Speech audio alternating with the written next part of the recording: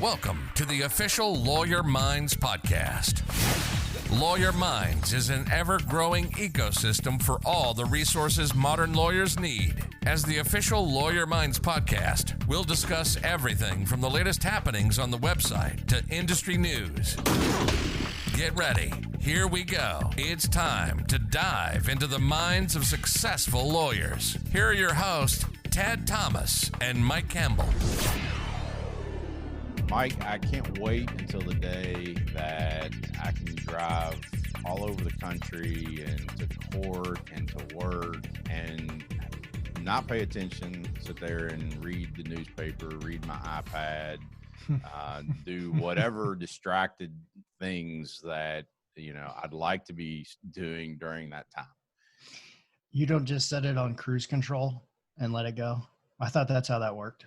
Yeah, no. Okay. I don't sit there and read the paper, and I don't do my makeup. I don't. You don't do your makeup in the car? I try not to. I try to do it before and after. So okay. Now that we're recording these podcasts by video, I should probably get a makeup artist in here. Have you seen how gnarly my beard has gotten? I mean, this is. I think it looks good, man. I appreciate that. Sooner or later, you'll be a Ryan Rapley. No, I mean, I don't want to look like a, disheveled Viking from the mid-15th century. So I think about how much work you could get done, though, if you had an 8-hour trip. So what is it? Is it 6 hours from Louisville to Chicago? 4 and a half. Yeah, 4.5. So the best thing my wife doesn't like to fly for a few reasons, and so she wants to drive everywhere. I get more work done when I'm in the passenger seat when we're taking long trips than I do anytime, really, when I'm at my office. Yeah. Well, I think we're going to learn today during our interview with Elise and them. I just don't think it's going to be happening anytime soon. It's just not quite safe yet. Not quite safe yet, but if we listen to manufacturers in the industry, it might not be quite safe yet. We don't know that for sure, but let's go and get some rules on the books or not to make sure that if it's not safe, they're protected from any sort of liability. And Daniel Hinkle, that we're going to interview, actually has testified before Congress in Washington, D.C. on this particular issue because prior to COVID, there was a lot of talk of legislation and, what the manufacturers wanted to happen versus what was good for consumers. And Daniel testified on behalf of AAJ in Washington, D.C. He's got to be one of the most well-read and intelligent lawyers on the consumer side of this particular issue. So I'm looking forward to having him on. Yeah, he's so bright. I mean, he spoke to MATA, Missouri Association of Trial Attorneys, before a couple of times, came out to our conference once, spoke to us remotely, and, gave us the update, because ultimately these battles are not just going to be fought at the U.S. Capitol. They're going to be fought in our state capitals, and, the industry bills will get floated with all the same language, trying to get immunity to bad actors. And so it's nice to have a resource like Daniel and like AAJ to help, understand these very complex matters. I always talk about how we're kind of in a 51 front fight because it's not only Washington, D.C., it's every state capital that, big business and insurance are going in trying to, tilt the playing field to favor them, to, close the courthouse doors. And so this is one of the next big issues. And while we're not riding around in driverless cars yet, I think Daniel's going to tell us the fight's going on right now. And we have to be prepared for it. So you got to get out in front of it. Yeah. So let's hear from Elise Sanguinetti and Daniel Hinkle.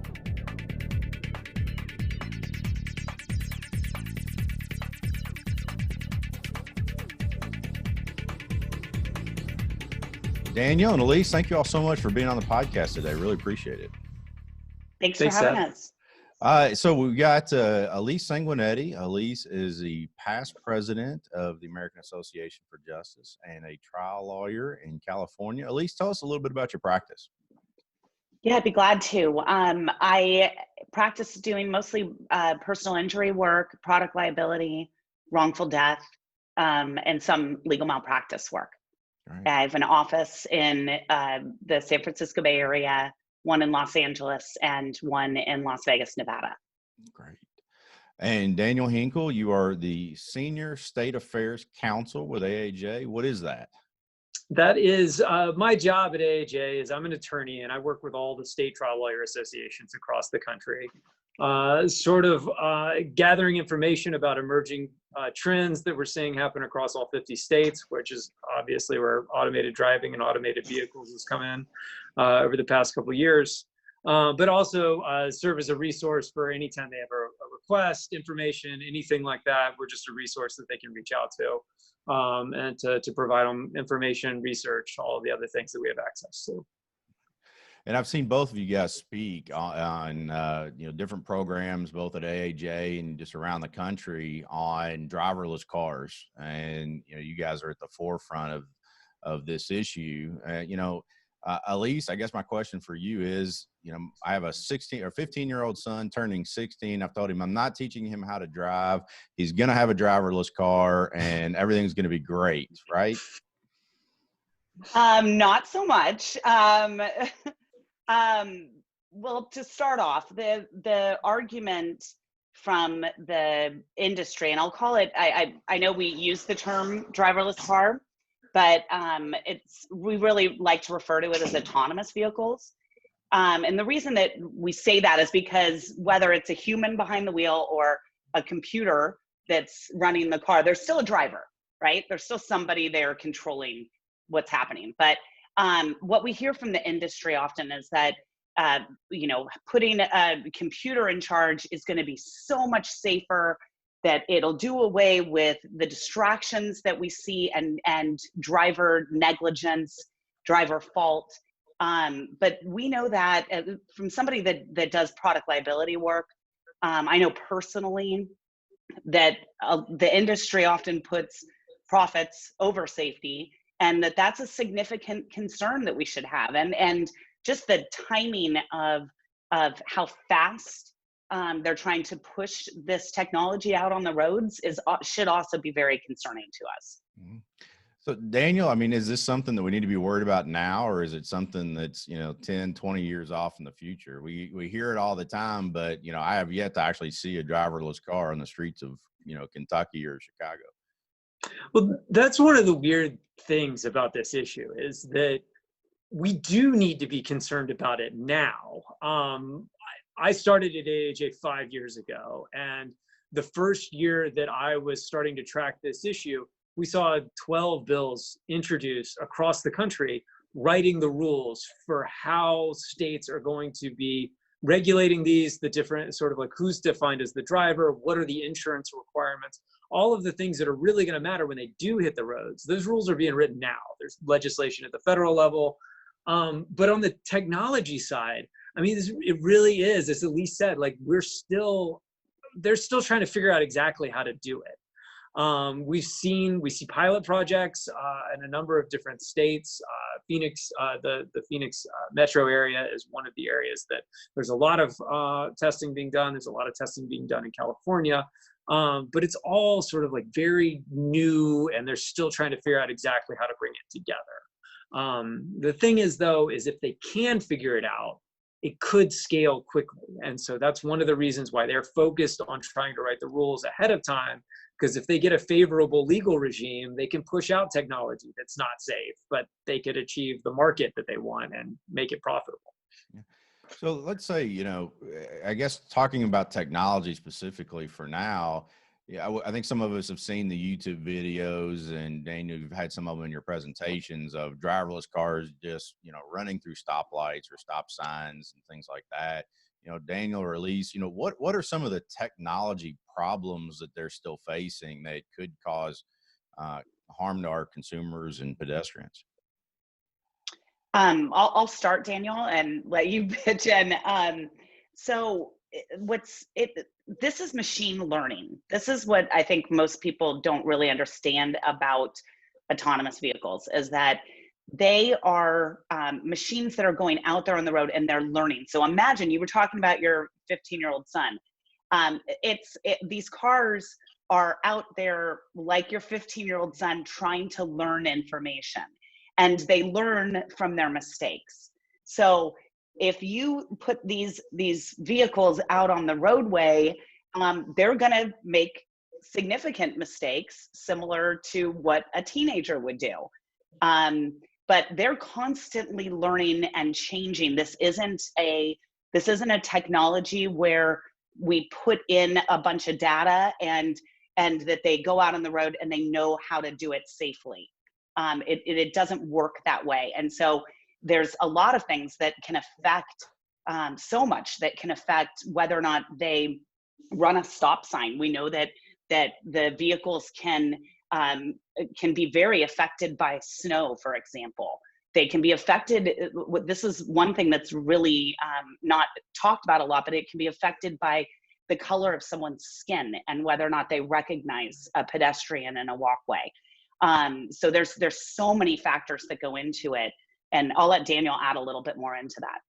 No, that's absolutely correct. I think it's a different way of programming things. And so when you think about like how you make a computer run, you can just sit down and program it and eventually they can figure it out. But when you're having to train a car to drive, it's a much more complicated process, as Elise was laying out. And it's complicated almost like I break it down in two different ways. A lot of the things that Elise was pointing to was just a machine vision problem. Like it's being able to see the things that are out there and understand the roadway environment so that you know what you're in so that you can respond. But the response part is equally difficult. Like not only do you have to be able to adequately and accurately read the road, you also have to know how to drive in that context. Both of which are extremely difficult to do. And both of which have their own set of unique problems. And so that's why it's the way that we see this technology being developed is a lot of training. I guess I called it testing. We're seeing testing done in Arizona, California. It's not really testing, it's training that's being done in all of these states. But even as they train, the environments that they're operating in tend to be very narrowly constructed. That seems to be one way that we see this technology is in very narrow circumstances, doesn't go faster than 15 miles an hour, only stays on certain roads, only makes right turns, things like that, just as a way to narrow the decisions that need to be made, as well as just being able to see everything on the road and respond to it. So, Daniel, and Elise too, one of the arguments about autonomous vehicles or driverless vehicles is that, hey, look, what you guys just explained sounds really complicated, but we want to encourage innovation and we want to encourage companies to create, the next big thing here in the United States. So let's cut them a break. Let's give them some leeway. What would be your response to that? Well, I'll start off by saying that I consider trial lawyers and myself specifically as safety advocates. What I want is a safer world. And if this technology can get to a place where it is safer, then that is something we encourage. But what we don't want to do is the latter part of what you said, which is give them a break in the meantime. Because what we need to do, and we have systems already in place set up to make sure that when they do things that are wrong, that they're held accountable for that. And that's an important component with our society, really. And so I advocate for safety, but I also caution about allowing it at all costs, allowing this technology to move forward at all costs. But Daniel, if we don't have some kind of protections for these companies, they're not going to innovate. They're not going to go out and make driverless cars because they're afraid they're going to get sued, right? Automated driving is expected to be a $7 trillion business once it reaches maturity. Because if you can do driving automate driving, you could cut out driver costs at shipping. You can cut out driver costs in how we move people and things within cities, between cities, around the world. If you can do it on a road, you can do it in the ocean.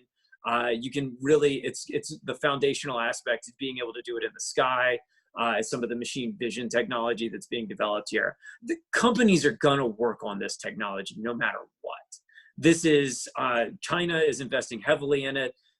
United States is leading the way on it by leaps and bounds ahead of the rest of the world in developing and putting this technology out there.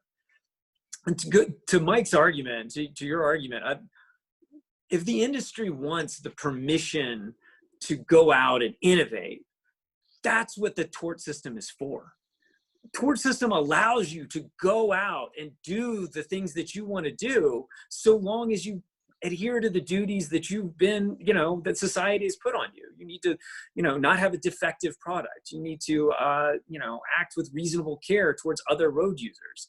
And if you satisfy those duties, then if you cause a collision, but it wasn't a defective product and you satisfied your duty of care, you're not liable, even if you caused a crash. Those are an accident now. I know we've been all trained not to use the word accident because there are no accidents in most circumstances, but that's the way the tort system works, is it gives that permission to innovate while also holding companies accountable for the harm that they cause. And if they think that they can create more value in the world, that this technology will create more value, that they will pay for the harms that they cause, then it's a net benefit to society. And it's a way to allow them to do that without making the people that were hurt by it subsidize it.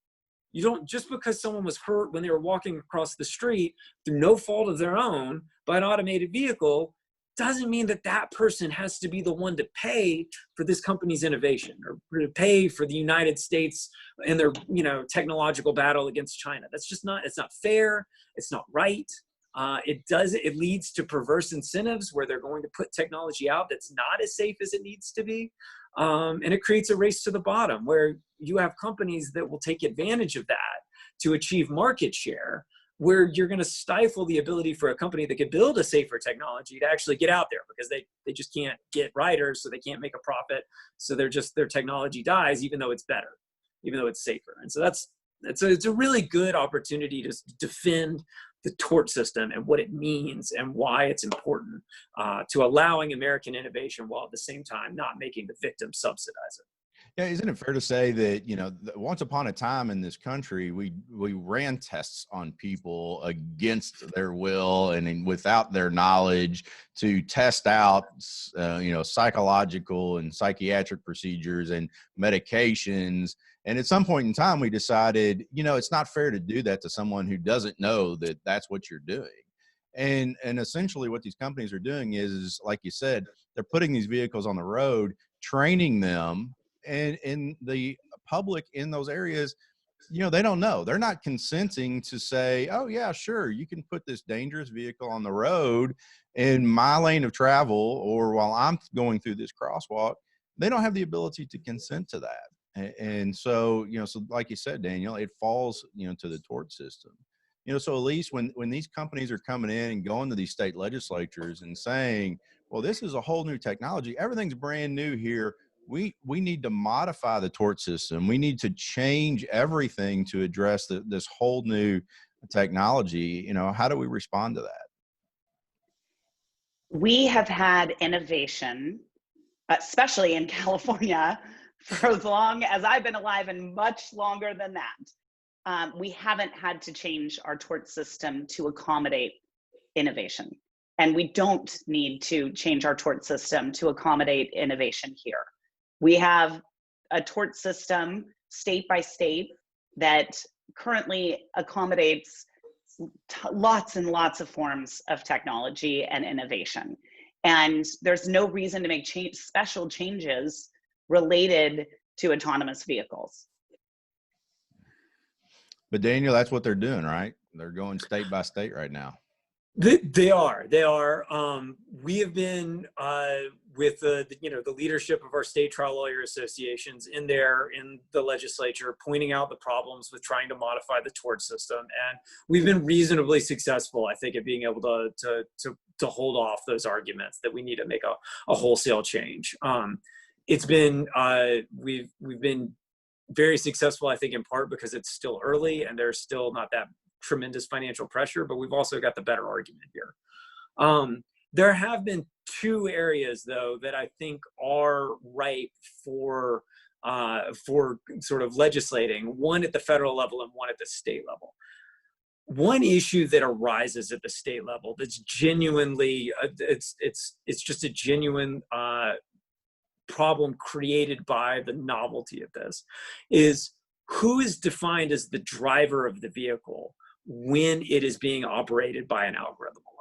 Now, when you're in these training situations where you are in like 99.9% of the vehicles out there, there's a human being behind the wheel who is responsible for taking over from that automated system if there's a problem. That's roughly equivalent to the situation you're in if you have a cruise control or an adaptive cruise control or a level 2 system like the Tesla Autopilot or Cadillac Super Cruise, where you're human, but you're still the driver. You're still responsible for the vehicle.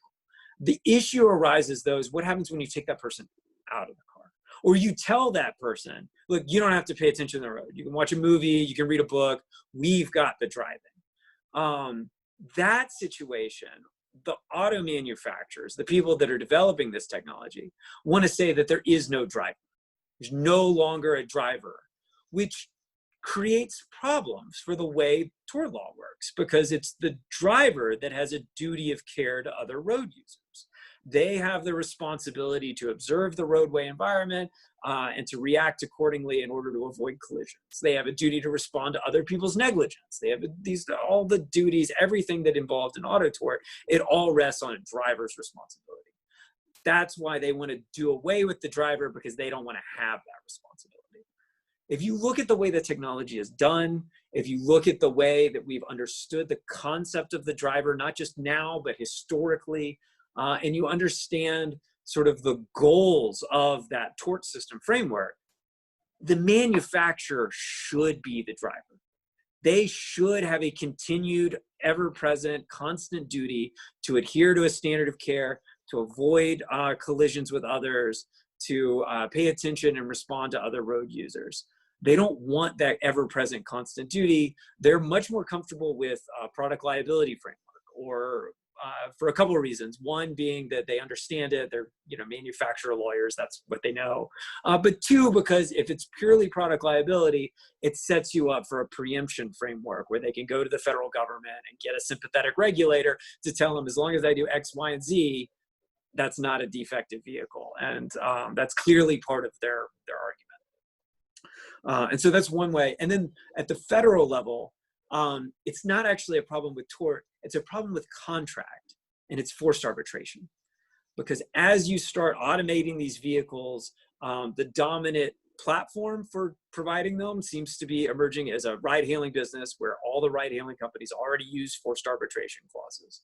But they're also being operated by some of the biggest companies in the world. Google is the parent company, or I guess Alphabet, Google's parent company, is the parent company for Waymo, which is by far the leader in automated vehicles. If Waymo decided that they want to use forced arbitration and they want to draw the broadest possible forced arbitration clause they could start putting it in all the Google products. They could put it in everything, saying anything that involves a physical injury, that involves an Alphabet company, you've got to go into arbitration with us. And there's some precedent from the Wells Fargo line of cases saying that they could do that, and that it would be enforceable. And so even if you're a pedestrian standing on a street corner, never hailed a Waymo vehicle, never wanted to get into an automated vehicle, you don't trust them at all, but you have a Gmail account, all of a sudden, even though you're hit by a Waymo vehicle, you could be hauled into forced arbitration and you lose your right to sue them in court.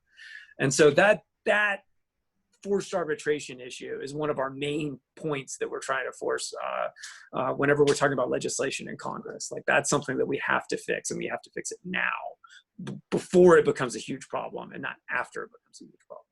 Would it be fair to say, or would it be a stretch to say, that they could create an algorithm to where the autonomous vehicle favors the load, if it's a semi-truck, over, say, a pedestrian or another vehicle with occupants? Yeah, absolutely. And I think that those trade-offs are inevitable. Right. And there's an ethical quandary, right, with a lot of those trade-offs. There's an ethical quandary with a lot of those trade-offs. Not load versus person, but maybe person versus person. Person versus person. And I tend to shy away from getting too far into the weeds in those arguments, just because it's difficult for humans. Like, do I hit the nuns or do I hit the school children? We could spend hours talking about the trolley, the trolley. The trolley problem, right? Yeah. But the issue that I worry more about and I think more about is there's a trade-off between computing power and the ability to operate the vehicle for a longer time on the road.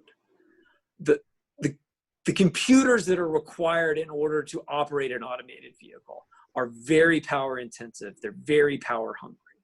And in order to make the economics work in ride hailing, you need those vehicles out on the road for significant periods of time. You need to have adequate coverage. You need to do this. And there's a trade-off there. Because if you're going to be spending the energy necessary in order to adequately see everything that's on the road, to give it the power that it's necessary to make the right decisions, you're draining off of the ability to keep that vehicle on the road longer. Especially if they're electric vehicles. You're just draining the battery because you're throwing it to compute versus throwing it into how do I run the drivetrain. Fascinating. And as you get I almost feel like the first generation of this technology might be a lot safer than the second, third, and fourth, because as they get deeper into it, trying to make it a profitable business naturally trades off against the safety inherent in the system. And so unless they have like a built-in framework of we're going to meet this threshold of safety and we will never go below it and we'll just try to optimize and get better as we go, then maybe they can keep that safety threshold through subsequent generations. But naturally there's a trade-off between safety and efficiency and how do we get from point A to point B on the roads. So now that you've scared us all to death, I'm going to go train my 15-year-old how to drive for all kinds of reasons. Not the least of which is I don't think I want him in an autonomous vehicle now. Fair to say. Elise, Daniel, thank you all so much for joining us. It's such an interesting topic. And for anybody who has the opportunity to see Elise or Daniel speak on this topic, I've seen it several times. Really, really interesting and can get even more in depth than we've already gone today. So thank you guys so much for joining us. Thanks for having us. Thank you, Ted.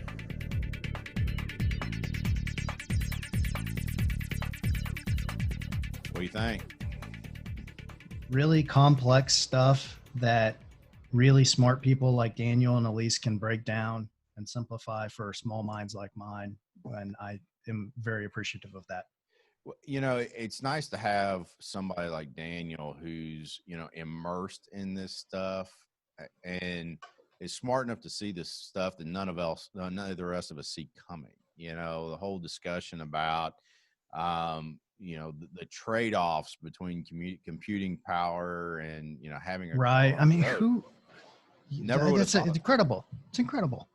Never would have thought of that. And then, so let's fast forward, 5 or 6 years when, trial lawyers are having to litigate these cases. They're not out there right now. There's very few of these cases, but, there's going to come a time where there's going to be a bunch. And so, we're going to have to really rethink how we're handling these cases and, what questions we're going to be asking in corporate rep depositions and, what discovery we need to get. It's going to take a regular car wreck case and turn it into something incredibly complex. Very complex. And if you're listening to this and you're thinking, my practice is dependent upon, minor auto cases and, bad faith and some of those things. I understand that the future is scary, but the future is also bright. As Elise pointed out, these things could be safer and ultimately we're safety advocates. And the other thing too is, get involved and start learning about how this stuff works. And so that way, when it does come, because it is going to come, you can educate your state representative or your senator, your United States representative, congressperson about it. and you can speak with them intelligently and tell them, hey, here's all of my concerns about this specific issue. And here's the scariest thing for me is, we've been fighting the forced arbitration fight for many years now. So now you're taking forced arbitration and applying it to this novel technology. And we all know that one of the benefits of the civil justice system is having the truth in the daylight so that everybody can see it, and so that the news can report on it, and so that there's accountability, not just from the jury, but from the public information that's out there.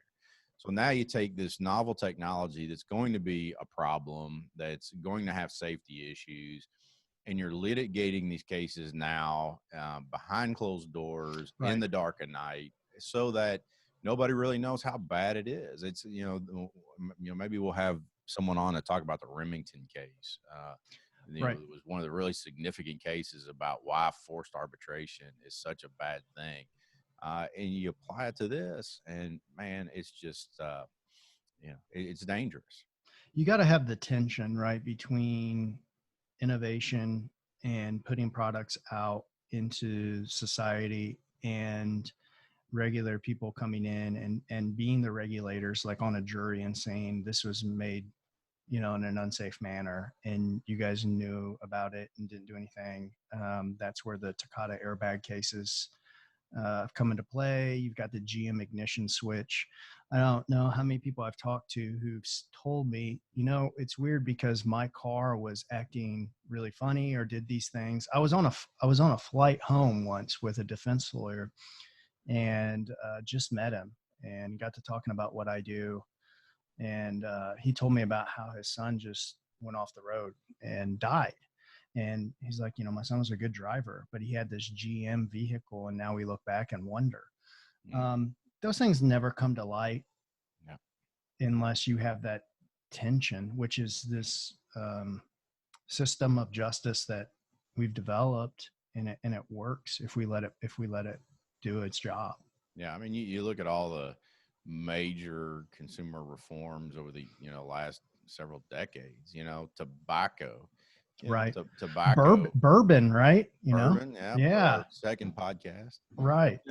These things, aren't taken off the market. These things aren't addressed properly, without trial lawyers risking what we have, and taking the time and the effort and putting the resources to making these things right and investigating them. So, that's exactly right. Well, Mike, good seeing you, and maybe one of these days I'll take my autonomous vehicle and I'll drive out there to Columbia. And you know what? I mean, I thought we were going to have flying cars by now. Wasn't that the thing? I thought we were going to be like George Jetson and flying around to. According to Back to the Future, we're way behind right now. I don't get it. Where are the flying cars? Sooner or later. Where's the Back to the Future, hoverboard? Come on, it's 2020. We've got, speak of that, give us something cool this year, right? We've got COVID, we got economic uncertainty, we've got a crazy election. Can we just get a hoverboard? Maybe on our next podcast, we'll talk about the technology. Right. We'll work it out. We'll work it out then. All right, buddy. Talk to you later, Mike. See ya. That wraps another episode of the official Lawyer Minds podcast. Please consider subscribing to the show wherever you listen to podcasts. Explore the other content Lawyer Minds has to offer, and engage with us on social media. Your feedback on the show and ideas for future shows is always welcomed. See you next time.